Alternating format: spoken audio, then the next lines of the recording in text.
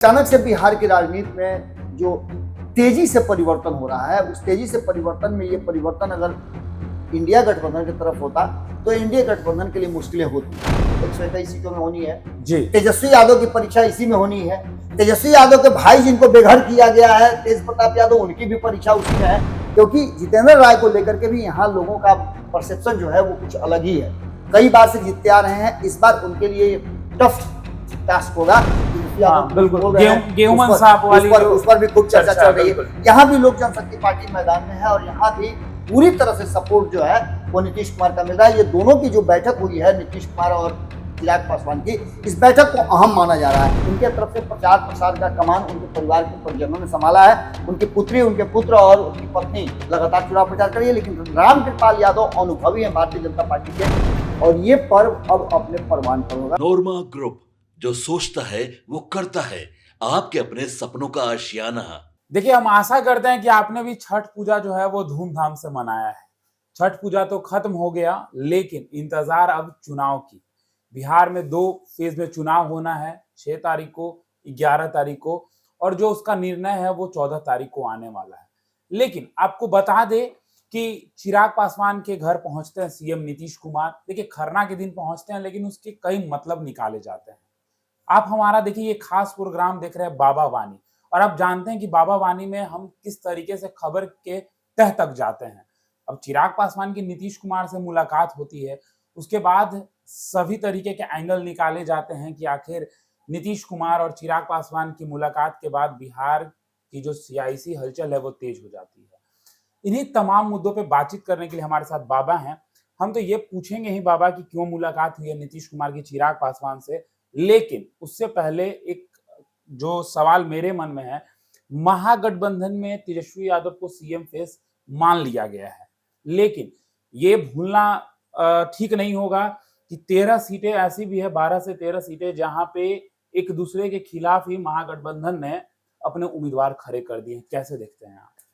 देखिए, आपने आपके पहले सवाल का ही मैं जवाब दे दूं, उसके बाद इस विश्लेषण को हम आगे बढ़ाएंगे। सबसे पहले तो उम्मीद करते हैं, जैसा कि दीपक ने बताया, कि छठ पर्व आपका बड़ी अच्छे ढंग से बीता होगा, किसी तरह का कोई समस्या नहीं हुई और आगे भी, चूँकि छठ हम लोगों का महापर्व है और हर वर्ष हम बड़ी धूमधाम से इसको मनाते भी हैं और इस पर्व में लोगों की आस्था भी बहुत ज़्यादा है। आपने देखा होगा कई तरह की तस्वीरें आई हैं, कई आपने देखा होगा लोगों ने अपने अपने अनुभव साझा किए हैं। कई लोगों ने तो टिकट नहीं मिलने की स्थिति में, जबकि आपको पता होगा कि सरकार ने बहुत सारी ऐसी व्यवस्थाएं की थी जिसके माध्यम से आप बिहार पहुंचे, छठ व्रत करें अपने परिजनों के साथ। उसके बावजूद भी कई लोगों ने नई गाड़ी खरीद करके और छठ पर्व में आने का फैसला किया है और ये भी देखने को मिला। खैर, तो छठ पर्व तो बीत गया, पर्वों का जो त्योहारों का एक सीजन चल रहा था वो लगभग अब समाप्ति की तरफ है। लेकिन जो सबसे अहम सवाल था और जो सबसे बड़ा पर्व जो था बिहार के लिए, वो था चुनाव का पर्व और ये पर्व अब अपने परवान पर होगा। मेरी बातचीत हो रही थी जब प्रातः अर्घ हुआ, उसके बाद संपादक नमन मिश्रा जी से मेरी बात हो रही थी, तो उन्होंने बताया कि असल चुनाव तो आज से शुरू होने वाला है जी। और आप इस बात को महसूस कर लीजिए कि प्रसाद खाने के बाद एक तो जो लोगों ने अपने अपने लिए मांगा होगा छठ मैया से, वो तो उनके साथ रहेगा ही, लेकिन अब छठ व्रत करने वालों के आशीर्वाद लेने के लिए जो उम्मीदवार हैं उनकी जो स्पीड है वो बढ़ जाएगी, क्योंकि ये सभी लोगों को वापस जाना भी है। 10-11 दिनों का, लगभग 12 दिनों का ये पूरा फेज है, जिसमें 11 तारीख को अंतिम मतदान होगा, 14 को परिणाम है, लेकिन उससे पहले 6 तारीख को जो 121 सीटें हैं, हम उसकी चर्चा कई राउंड में आपको कर चुके हैं। ये चर्चा इसलिए जरूरी है कि अचानक से जो चीजें नजर आ रही थी, वो आपने देखा होगा दीपक की सर्वे रिपोर्ट के आधार पर, या अपने भी जो आप लोग लगातार लोगों के बीच में जा रहे थे उसके आधार पर, हमने ये बताया था कि ये लड़ाई जो है कड़ी है, लेकिन अचानक से इस लड़ाई में एक पक्ष का हैंड्सअप कर देना, जनसुराज ने पूरी तरह से अपने आप को इस चुनाव में जिस स्पीड से वो आए थे, अचानक से उनकी स्पीड कम हो गई। कई उन पर आरोप भी लगने लगे हैं। अब तो उनके खुद के एसआईआर को लेकर के जो चर्चा चल रही थी कि उसमें गड़बड़ हो रहा है, ये हो रहा है, वो हो रहा है, उसमें उनका भी पता चल गया है कि वो भी 2 जगह से मतदाता सूची में उनका नाम है। खैर, ये तो तेजस्वी यादव को लेकर के भी हुआ था, उनका भी 2 जगह नाम था। खैर इन सारी बातों से अब आगे हम निकलते हैं। और अचानक से बिहार की राजनीति में जो तेजी से परिवर्तन हो रहा है, उस तेजी से परिवर्तन में ये परिवर्तन अगर इंडिया गठबंधन की तरफ होता तो इंडिया गठबंधन के लिए मुश्किलें होती, लेकिन ये परिवर्तन और स्टेप बाय स्टेप इंडिया गठबंधन और ज्यादा मजबूत होता जा रहा है और ये 5 उंगलियां जो हैं वो मुट्ठी की तरफ कसती जा रही हैं। आपको पता होगा कि इसके लिए कई बार मैंने कहा भी है, उस किसान की कहानी जिसके बच्चे आपस में झगड़ा लड़ाई करते थे और अंतिम समय में उसने अपने बच्चों को जुटा करके उस लकड़ी से प्रयोग कराया था। बिल्कुल। ये 5 जो है पांडव, इसको पांडव इसलिए कहा जा रहा है कि जब 5 कहिएगा तो पांडव ऑटोमेटिक आपके मुंह से निकल जाता है। ये चूंकि हमारे धर्मशास्त्रों में भी ये बातें वर्णित है। तो जैसे ही ये चुनाव और नजदीक आता जा रहा है, वोटिंग नजदीक आता जा रहा है, वैसे वैसे और ज्यादा कसता जा रहा है। और चिराग पासवान और नीतीश कुमार को लेकर के जो चर्चाएं चल रही थी, विपक्ष एक परसेप्शन करने की कोशिश कर रहा था कि चिराग पासवान की जो 29 सीटें हैं उनमें से 28 उम्मीदवार, एक को तो उन्होंने नॉमिनेट भी कर दिया है, एक जो उम्मीदवार के उनके कैंसिल हुए थे उसको सीमा सिंह जी मढ़ौरा से, उनके जगह पर एक निर्दलीय उम्मीदवार को जो कि काफी एनर्जेटिक है उनको समर्थन दिया गया। उसकी भी हमने सूचना आपको दे दी थी। दीपक, आपने देखा होगा कि प्रधानमंत्री के मंच से जब प्रधानमंत्री बिहार आए थे चुनाव प्रचार के दौरान, उस मंच पे एक नया सीन देखने को मिला। हालांकि ये पहले भी हम देख चुके हैं। अचानक से चिराग पासवान जाते हैं, नीतीश कुमार का पैर छूते हैं और नीतीश कुमार कुछ बात करते हैं, इशारा करते हैं और उसके बाद ये स्टेप वहीं नहीं रुकता है, एक स्टेप और बढ़ करके चिराग पासवान के यहाँ छठ के पर्व में नीतीश कुमार खुद चले जाते हैं। बिल्कुल। और यहाँ उन दोनों की बैठक होती है, मुलाकात होती है और उस मुलाकात को हालांकि पूजा पाठ की दृष्टि से अगर देखें तो आने जाने का क्रम जारी रहता है, लेकिन चूंकि चुनावी वर्ष है और जाने का मकसद कुछ विशेष है जी। वहां जाने के बाद कई ऐसी चीजें निकल करके सामने आती हैं।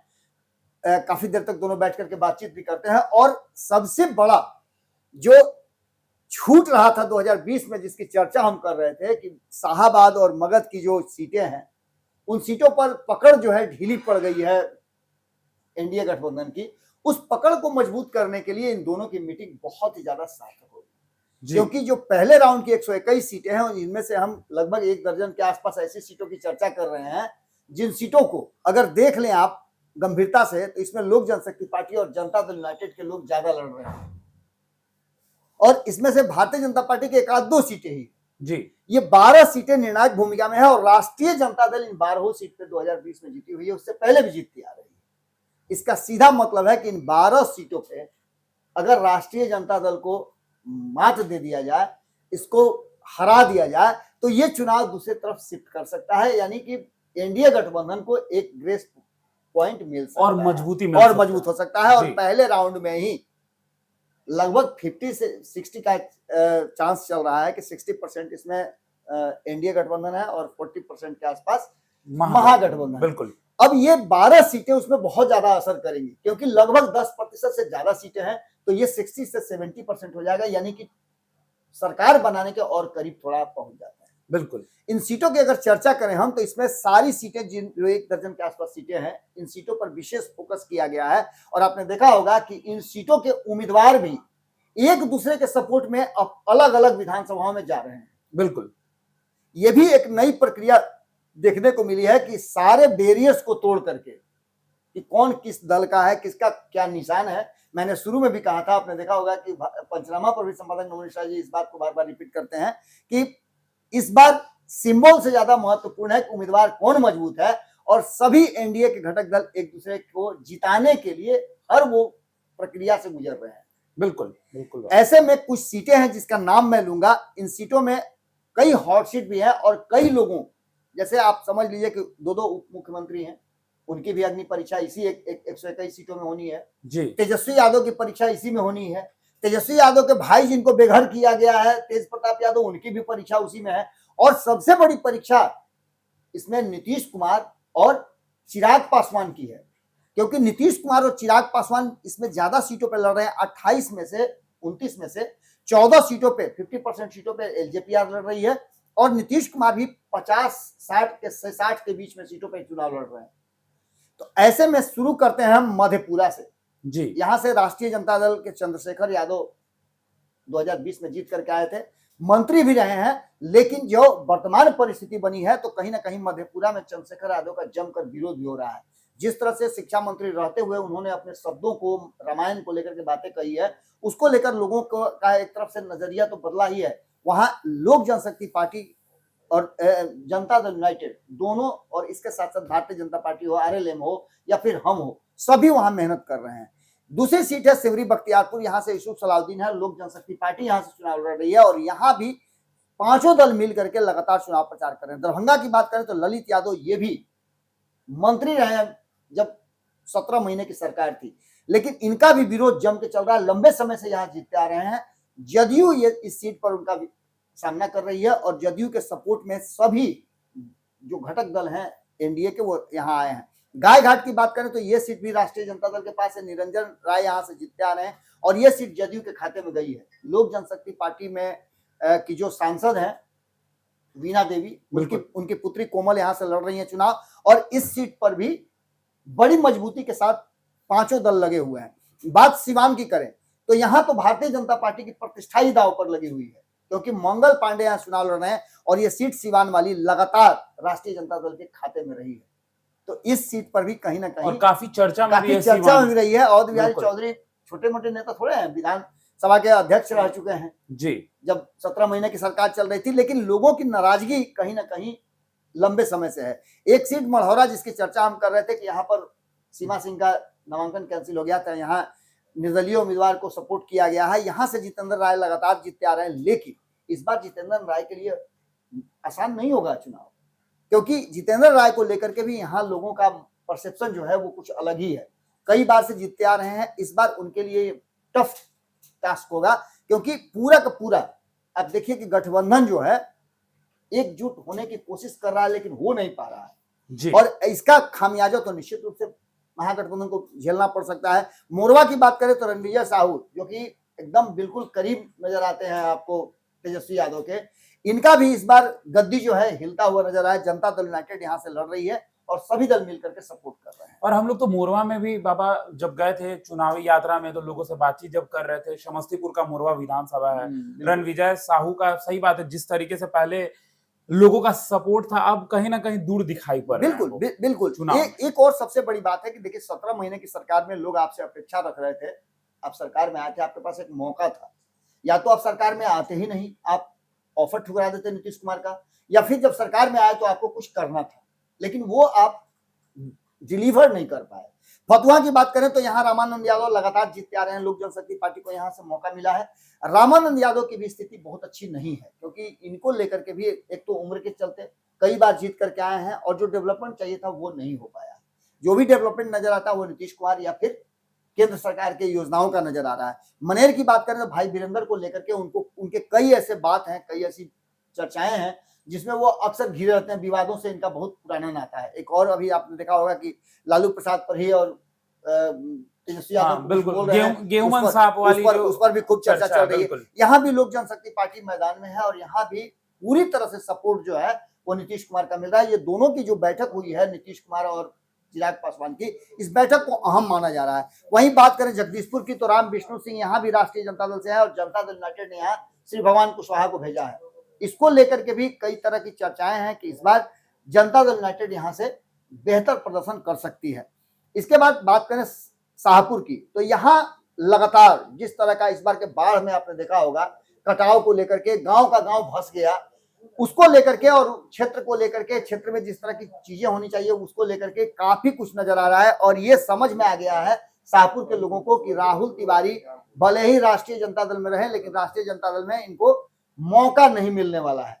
राष्ट्रीय जनता दल इनको आगे बढ़ाने वाली नहीं है, ये सिर्फ विधायक बनकर के रह जाएंगे और क्षेत्र का विकास जैसा था उसी तरह से कुंद रहेगा। ऐसे में यहाँ से राकेश ओझा को मैदान में भारतीय जनता पार्टी ने उतारा है और राकेश ओझा के समर्थन में आपने देखा होगा कि जो जितनी भी बातें कही जा रही थी कि यहाँ उनको दिक्कत होगी, वहां दिक्कत होगी, सारा परिवार से लेकर के पार्टी तक एकजुट नजर आ रही है और पूरा एनडीए गठबंधन एकजुट नजर आ रहा है। आपने देखा होगा हाल फिलहाल में कि कई उम्मीदवार हैं, कई नेता हैं जो जाकर के राकेश ओझा के तरफ से उनको जिताने के लिए अपील कर रहे हैं। यहाँ की लड़ाई शाहपुर की भी बड़ी दिलचस्प मोड़ पे आकर रह गई है। पिछली बार भी राकेश ओझा मैदान में उतरे थे निर्दलीय, जो कि सेकंड नंबर पर रहे थे और अच्छा खासा उन्होंने वोट लाया था, उनकी माता जी को मैदान में उतारा गया था जी। ब्रह्मपुर की बात करें तो यहाँ पर लगातार राष्ट्रीय जनता दल जीतती आ रही है और यहाँ के लोग भी कहीं ना कहीं, चूंकि शाहपुर और ब्रह्मपुर एकदम सटा हुआ क्षेत्र है, यहाँ भी लोग विकास की बात जोड़ रहे हैं। काफी प्रसिद्ध यहाँ बाबा बरमेश्वर नाथ धाम भी है, जिसको लेकर के राज्य की सरकार ने वहाँ कई तरह के योजनाओं को चालू किया है, मंदिर के विकास के लिए, मंदिर को बेहतर बनाने के लिए व्यवस्थाओं को लागू किया है। लेकिन शंभूनाथ यादव का योगदान जो है वो बहुत ज्यादा नहीं रहा। यहाँ से हुलास पांडे मैदान में उतरे हुए हैं लोक जनशक्ति पार्टी से। इसके अलावा एक सीट दानापुर की है, जहां लगातार इस बार भी रीतलाल यादव मैदान में उतरे हुए हैं चुनाव मैदान में। उनके तरफ से प्रचार प्रसार का कमान उनके परिवार के परिजनों ने संभाला है। उनकी पुत्री, उनके पुत्र और उनकी पत्नी लगातार चुनाव प्रचार करिए। लेकिन रामकृपाल यादव अनुभवी हैं भारतीय जनता पार्टी के और लंबे समय तक पुराने नेता हैं। बिल्कुल। इस बार भले ही वो लोकसभा का चुनाव हार गए हैं, लेकिन लगातार लालू प्रसाद को चैलेंज देते रहे जब से वो भाजपा में आए हैं। इस बार उनको मौका दिया गया है कि वो दानापुर में एक परिवर्तन करें। इसको लेकर के भी कहा जा रहा है कि दानापुर के विकास के लिए, दानापुर को शांत करने के लिए, दानापुर में एक अलग तरह का माहौल बनाने के लिए रामकृपाल यादव को मैदान में उतारा गया है। ये वो सभी सीटें हैं, लगभग 1 दर्जन सीटें, जिसको लेकर के इस बार परसेप्शन ये है कि अगर ये सीटें राष्ट्रीय जनता दल से छीन लिया जाता है, एनडीए छीन लेती है, तो सरकार बनाने में उसको बहुत ज्यादा मुश्किल नहीं होगी। और जो लगातार सर्वे रिपोर्ट्स आ रहे थे, उन सर्वे रिपोर्ट में एक स्टेप और आगे एनडीए गठबंधन बढ़ता हुआ दिखाई दे रहा है। इसके साथ साथ ये भी जरूरी है कि जो हॉट सीटें हैं वो भी, जिसमें से आप राघोपुर की बात मैंने कहा, महुआ की बात मैं कह रहा हूं कि महुआ में त्रिकोणीय मुकाबला है, ये भी सीट काफी महत्वपूर्ण है। इसके अलावा तारापुर खुद सम्राट चौधरी लड़ रहे हैं। इसके बाद लखीसराय विजय सिन्हा मैदान में लड़ रहे हैं। इसके अलावा एक सीट और भी चर्चा में है, जो अलीनगर का सीट है, मैथिली ठाकुर यहाँ से लड़ रही हैं। एक सीट जो छपरा का है वो भी काफी चर्चा में है, क्योंकि वहां से खेसारीलाल यादव लड़ रहे हैं। इसके बाद हरनौत की सीट जो नीतीश कुमार के बहुत करीब है। परसा की सीट इसलिए चर्चा में आ गई है कि यहाँ से तेज प्रताप यादव की चचेरी साली लड़ रही हैं। ये सभी सीटें चर्चा में हैं, लेकिन सबसे बड़ी बात यह है कि इस बार के चुनाव में जो देखने को मिल रहा है एनडीए गठबंधन में, वो एकजुटता देखने को मिल रही है। नीतीश कुमार और चिराग पासवान में कॉन्फ्लिक्ट पैदा करने की विपक्ष बहुत कोशिश करता रहा, लेकिन दोनों की मीटिंग, कई राउंड मीडिया में आ जाना, तस्वीरें आना, वीडियो आना और खुद नीतीश कुमार का चिराग पासवान के यहाँ छठ पूजा में जाना, ये इस बात की तरफ इशारा करता है कि एनडीए गठबंधन में सब कुछ ठीक ठाक करने की कोशिश की गई, उसमें सब ठीक हो गया है। और इस अंतिम चरण में जो 5-6 दिनों का ये आप फेज देखिएगा, जिसमें आपको 4 तारीख तक चुनाव प्रचार जो होंगे, उसमें आप चिराग पासवान को भी और नीतीश कुमार को भी देखिएगा कि दोनों एक दूसरे को, भारतीय जनता पार्टी सहित, उपेंद्र कुशवाहा सहित, जीतन राम मांझी सहित सभी पांचों दल एक साथ, एक तरह से आप समझिए कि इम्पैक्ट मुट्ठी की तरफ बन करके और काम कर रहे हैं। और सबसे ज्यादा टारगेट पर आरजेडी की वो सीटें हैं जो 2020 में जीत करके आई थी, उन सीटों को माइनस करवाना आरजेडी से एनडीए का लक्ष्य है और उस लक्ष्य पर काम शुरू हो चुका है। जी, तो देखिए, आप बैग तो जरूर पैक कर रहे होंगे। बिहार में छठ मनाने आए थे, लेकिन छठ मनाने के बाद बिहार से जाने के लिए, लेकिन देखिए 6 तारीख को मतदान होना है। वोट सबका इंपॉर्टेंट होता है, वोट आपका भी बहुत महत्वपूर्ण है, क्योंकि आप चाहते हैं बदलाव हो। बदलाव मतलब जो आपको बेहतर लग रहा है, जो आपको बेहतर दिखाई पड़ रहा है, आप उसके लिए वोट जरूर करें। 6 तारीख को पहला मतदान होना है, 11 तारीख को दूसरा मतदान होना है और 14 को जो है उसका रिजल्ट आना है। तो फिलहाल इस खबर में इतना ही। अब हमारा खास कार्यक्रम बाबा वाणी देख रहे थे। धन्यवाद। आपके सपनों को हमने सजाया है, ई होम्स पैनोरमा को हमने बनाया है। ई होम्स मेरा एक सपना था, जिसपे मैं पिछले 4 साल से काम कर रहा था। हमने जो बनाया है वो सबने है माना। ई होम्स पैनोरमा में हो आपका भी आशियाना। और फाइनली हमने 2021 में इस प्रोजेक्ट को लॉन्च किया। बहुत लोग अप्रिशिएट कर रहे हैं कि पूर्णिया जैसे शहर में, बिहार के, एक तो बिहार की बात करें, उसमें भी पूर्णिया जैसे छोटे जगह में इस तरह का लाइफस्टाइल देना, ये सुन के हम लोगों को बहुत अच्छा लगता है। ई होम्स में हमने कुछ और भी किया है, जैसे हम जिस जगह में रह रहे हैं हमारे फैमिली सिक्योर हो, उनको सिक्योरिटी का ध्यान में रखा है। आपकी सुविधा और सुरक्षा आपके लिए खास है, ये आपका विश्वास है। इसमें आर्टिफिशियल इंटेलिजेंस का 7 लेयर सिक्योरिटी का हमने इस्तेमाल किया है। लस ग्रीन कैंपस को बनाया है। यदि हमारा बाउंड्री वाल है तो वो वर्टिकल गार्डन है। ये जितनी भी फैसिलिटी होता है एक इंटरनेशनल टाउनशिप में ई होम्स है, ये हम लोग विश्वास नहीं कर पा रहे हैं। जो भी हमारे मित्र दोस्त या जो भी हमारे बाहर के बाहर आते हैं तो हम लोगों को बहुत अच्छा सुनने को मिलता है और बहुत अच्छा क्रेडिट मिल रहा है। वो सारा हमने सिर्फ एक बिल्डिंग नहीं बनाया, हमें एक बहुत अच्छा लाइफस्टाइल दिया ई होम्स में, और मेरा एक सपना था जिसको मैं आज फुलफिल होते हुए देख पा रहा हूँ। ये आपका आवास है। ई होम्स पैनोरामा में अब आपका निवास है। E homes panorama, luxurious lifestyle redefined. Panorama group, जो सोचता है वो करता है। अगर ये वीडियो पसंद आई और वह बिहार के राजनीति और बिहारियत से सरोकार रखेनी तो सब्सक्राइब बटन दबा के चैनल के सब्सक्राइब कर ली। ओजे एगो घंटी बा, ओकरा बटन दबा देला से कुल सटीक और मारक खबर रुआ मुफ्त में मिल जाई। अगर रुआ पत्रकारिता के हमनी के नया प्रयोग में सहयोग कर चाहतानी तो ज्वाइन बटन दबा दी। पेटीएम नंबर नोट कर ली 938681